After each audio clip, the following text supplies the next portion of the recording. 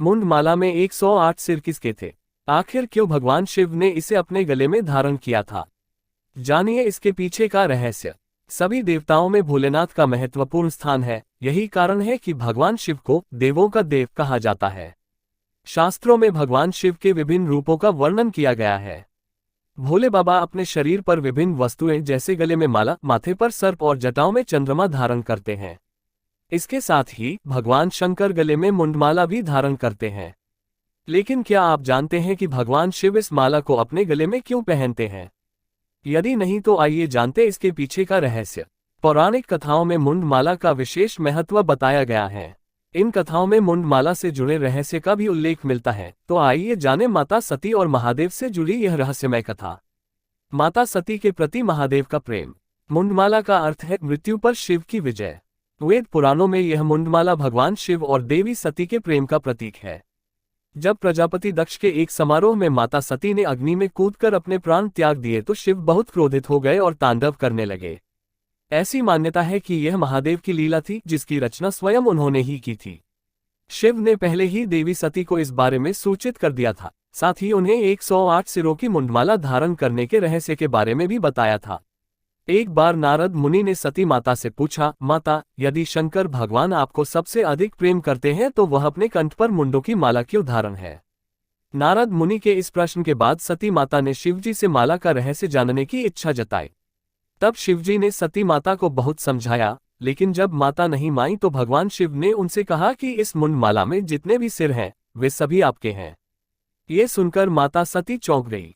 शिवजी ने आगे कहा कि यह आपका 108वां जन्म है। इससे पहले भी आप 107 बार जन्म लेकर अपने देह का त्याग कर चुकी हैं। ये मुंड उन्हीं जन्मों का प्रतीक है। मुंडमाला पहनने के इस रहस्य को जानकर माता सती भगवान शिव से बोली, मैं तो हर बार अपने देह का त्याग करती हूँ, परंतु आप कभी भी देह का त्याग नहीं करते। तब शिवजी ने उत्तर दिया, मैं अमृतता के बारे में जानता हूँ, इसलिए मुझे बार बार शरीर का त्याग नहीं करना पड़ता। सती ने भी शिव से अमृतता सुनने की इच्छा जताई। मान्यता है कि जब शिव माता सती को कथा सुना रहे थे तब देवी सती पूरी कथा नहीं सुन पाए और बीच में ही सो गई। इसके फलस्वरूप उन्हें राजा दक्ष के यज्ञ में कूदकर आत्मदाह करना पड़ा। सती के आत्मदाह के बाद भगवान शिव ने उनके शरीर के अंशों से 51 शक्तिपीठ बनाए। हालांकि माता सती का सिर उन्होंने अपनी माला में जोड़ लिया। इस प्रकार शिव ने 108 सिरों की एक माला बनाए और उसे धारण कर लिया, जिसके पश्चात माता सती ने पार्वती के रूप में पुनर्जन्म लिया। इस जन्म में माता पार्वती को अमरता प्राप्त हुई और उन्हें फिर कभी अपने शरीर का त्याग नहीं करना पड़ा। मुंडमाला का उपयोग। मुंडमाला को स्कलमाला भी कहा जाता है। इसका उपयोग विभिन्न धार्मिक और तांत्रिक प्रथाओं में किया जाता है। आइए जानते हैं मुंडमाला का प्रयोग मुख्य तौर पर किस उद्देश्य के लिए किया जाता है। 1. आध्यात्मिक साधना के लिए। मुंडमाला का उपयोग विशेष तांत्रिक साधनाओं और मंत्रों के जाप में किया जाता है। यह माला साधक को ध्यान, एकाग्रता और शक्ति प्रदान करती है। 2. दुर्गा और काली पूजा के समय। दुर्गा और काली माता की आराधना में मुंडमाला का महत्वपूर्ण स्थान है। ये देवी के रौद्र रूप का प्रतीक है और पूजा के समय विशेष महत्व रखती है। 3. तांत्रिक अनुष्ठान के लिए। तांत्रिक अनुष्ठानों में मुंडमाला का उपयोग विशेष तंत्र मंत्र सिद्धियों के लिए किया जाता है।